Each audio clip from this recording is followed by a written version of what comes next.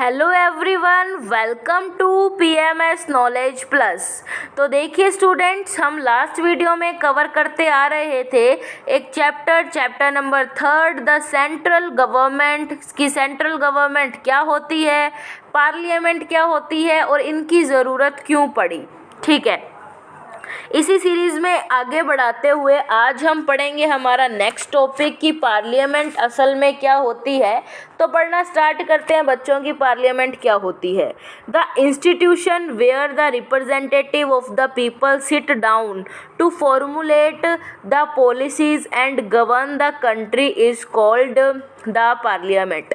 ये हमने last video में डिस्कस कर लिया था, बस इस लाइन को एक्सप्लेन कर देती हूँ एक बार और कि जो रिप्रेजेंटेटिव है यानी कि जिन लोगों को हमने चुन के सरकार में बिठाया है, एक गवर्नमेंट सिस्टम में बिठाया है, वो लोग क्या करते हैं, एक जगह पर बैठ के सभी पॉलिसीज़ को बनाते हैं और हमारी कंट्री को प्रॉपरली गवर्न करते हैं, प्रॉपरली चलाते हैं। इसी को क्या बोला जाता है, पार्लियामेंट बोला गया है। जो हमारी इंडियन पार्लियामेंट है उसमें 3 टाइप के कंपोनेंट्स हैं। फर्स्ट कंपोनेंट है the president of India, second है लोकसभा एंड थर्ड है राज्यसभा। तो आज पढ़ना स्टार्ट करते हैं बच्चों प्रेसिडेंट ऑफ इंडिया से। तो देखिए जो प्रेसिडेंट है हमारे इंडिया के, वो क्या है, हेड ऑफ द स्टेट यानी कि हमारी कंट्री के हेड हैं और फर्स्ट सिटीज़न ऑफ इंडिया उनको कहा जाता है। भारत का अगर प्रथम नागरिक की बात कर ले तो वो कौन है, तो वो है प्रेसिडेंट। और इंडिया के प्रेसिडेंट कौन है बच्चों, श्री रामनाथ कोविंद। ठीक है, तो इन्हें क्या कहा जाता है, फर्स्ट सिटीज़न, प्रथम नागरिक भी बोला जाता है। अब एलिजिबिलिटी क्राइटेरिया क्या है, यानी कि प्रेसिडेंट बनने के लिए लोगों के पास क्या होना चाहिए, तो he should be citizen of India. पहली बात, अगर किसी को प्रेसिडेंट के लिए खड़ा होना है तो वो क्या होना चाहिए, वो इंडिया का नागरिक होना चाहिए, इंडिया का सिटीज़न होना चाहिए और should have completed 35 year of age, और उनकी एज जो है 35 ईयर से अबव होनी चाहिए। Should not hold any office of profit under the state of central government.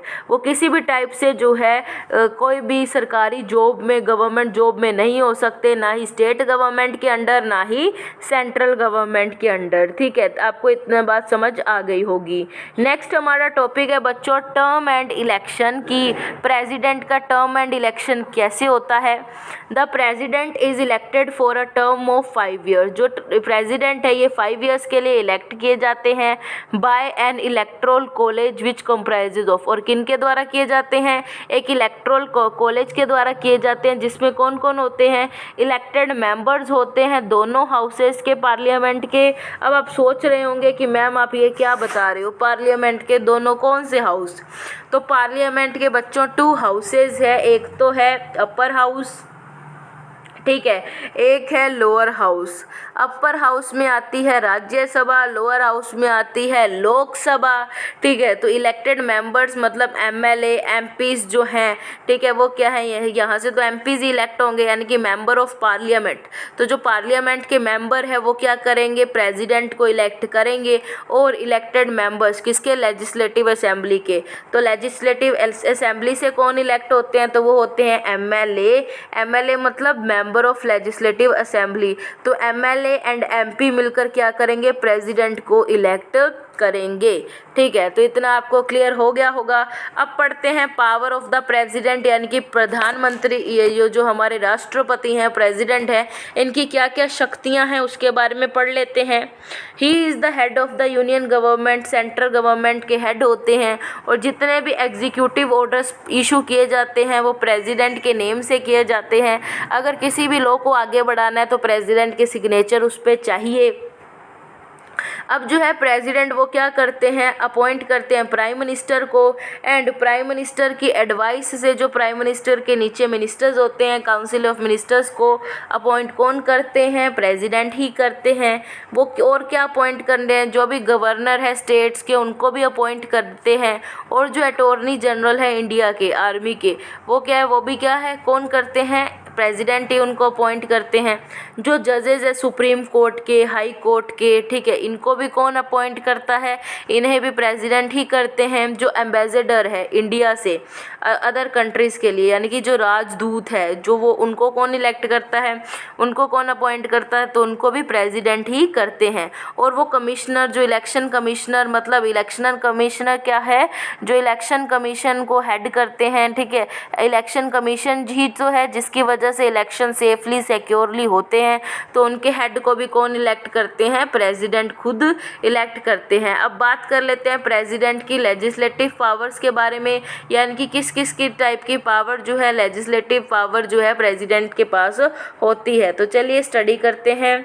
अब देखिए लेजिस्लेटिव पावर में क्या है कि कोई भी बिल जो है पार्लियामेंट पास नहीं कर सकता, ठीक है। अगर कोई भी जो बिल है पार्लियामेंट ने पास किया है तो वो तब तक एक्ट या फिर लॉ नहीं बन सकता जब तक प्रेसिडेंट जो है अपनी परमिशन ना दे दें।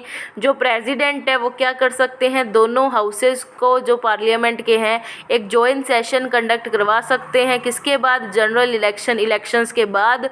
और जो फर्स्ट सेशन होता है पार्लियामेंट का वो क्या होता है, हर साल कंडक्ट करवाया जाता है। फिर बात आती है हमारी थर्ड लेजिस्लेटिव पावर की। लेजिस्लेटिव क्या होता है बच्चों, 3 टाइप्स के ऑर्गन पढ़े हैं ना हमने गवर्नमेंट के लास्ट क्लास में, कि 3 टाइप के गवर्नमेंट के ऑर्गन होते हैं। फर्स्ट होता है लेजिस्लेचर, सेकंड होता है एग्जीक्यूटिव और थर्ड होता है जुडिशरी। लेजिस्लेचर, एल से लेजिस्लेचर, एल से लॉ मेकिंग, लॉ बनाते हैं वो लेजिस्लेचर होता है। एग्जीक्यूटिव मतलब बने हुए लॉ को आगे बढ़ाना, एग्जीक्यूट करना, वो कौन करते हैं, एग्जीक्यूटिव करते हैं। और जुडिशरी लॉ ब्रेकर्स को पनिश करते हैं।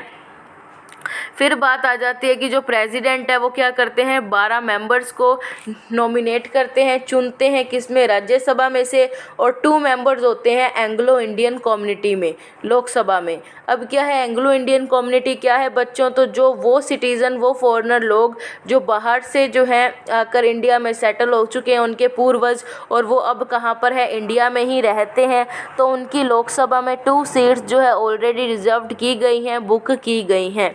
तो आपको लेजिस्लेचर पावर जो है बहुत अच्छे से समझ आ गई होगी प्रेसिडेंट की। अब बात कर लेते हैं फाइनेंशियल पावर की, कि फाइनेंशियल पावर किस टाइप से होती है प्रेसिडेंट के पास। तो money bill can not be introduced in the Lok Sabha. Money bill जो है लोकसभा में पास नहीं किया जा सकता अगर प्रेसिडेंट जी है जो उनको रिकमेंडेशन ना दे, प्रेसिडेंट परमिशन ना दें तो। नेक्स्ट पावर आती है बच्चों मिलिट्री पावर। तो मिलिट्री पावर क्या क्या है प्रेसिडेंट के पास, तो जो प्रेसिडेंट है वो क्या है, सुप्रीम कमांडर है किसके, आर्म्ड फोर्सेस के। आर्म्ड फोर्सेस जो है, आर्म फोर्सेस जो हमारी देश की रक्षा करते हैं उनके सुप्रीम कमांडर होते हैं। और ओनली ही can declare war and peace, और वही क्या है, रिवोल्ट के लिए, वॉर के लिए, युद्ध के लिए और शांति के लिए वही क्या कर सकते हैं, फैसला सुना सकते हैं। नेक्स्ट हमारी पावर आती है बच्चों जुडिशियल पावर। जुडिशियल पावर क्या है, जुडिशियल पावर होती है, जो प्रेसिडेंट है उनके पास पावर होती है क्या करने के लिए, पार्डन ग्रांट करने के लिए, किसी को माफ़ करने के लिए और उसकी सज़ा कम कर देने के लिए। अगर सुप्रीम कोर्ट जो है अपना फैसला सुना देती है कि इस पर्टिकुलर बंदे को, इस पर्टिकुलर इंसान को, पीपल को फांसी की सज़ा होगी या फिर इसको उम्र भर जो है जेल में रहना पड़ेगा, तो क्या है कि जो अगर प्रेसिडेंट जी चाहे तो क्या कर सकते हैं, उनकी सज़ा कम कर सकते हैं और किसी की फांसी रुकवा सकते हैं, ठीक है। तो ये किसके पास पावर होती है, प्रेसिडेंट के पास पावर होती है।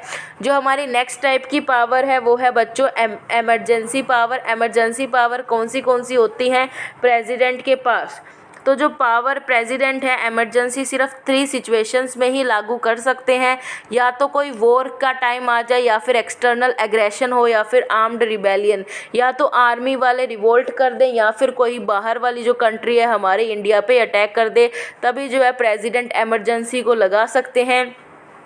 Failure of the constitutional machinery in the state, अगर जो है कॉन्स्टिट्यूशन ढंग से वर्क ना करे तब भी इमरजेंसी की कंडीशन लग सकती है। फिर बात आती है फाइनेंशियल इंस्टेबिलिटी की, अगर पैसों से रिलेटेड बहुत ज़्यादा जो है उलटफेर हो रही है, बहुत ज़्यादा उसमें अप एंड डाउन्स हो सकते हैं, तब भी जो है इमरजेंसी की कंडीशन लगाई जा सकती है। तो ये आपको समझ आ गया होगा, बहुत ही इंटरेस्टिंग टॉपिक था। कल हम रीड करेंगे इसका बचा हुआ चैप्टर, बहुत ही इंटरेस्टिंग टॉपिक है बच्चों, तो साथ साथ में पढ़ते रहिए ताकि आपको और भी ज़्यादा अच्छे से समझ आए। ठीक है बच्चों, मिलते हैं नेक्स्ट वीडियो में नेक्स्ट टॉपिक के साथ। Thank you very much.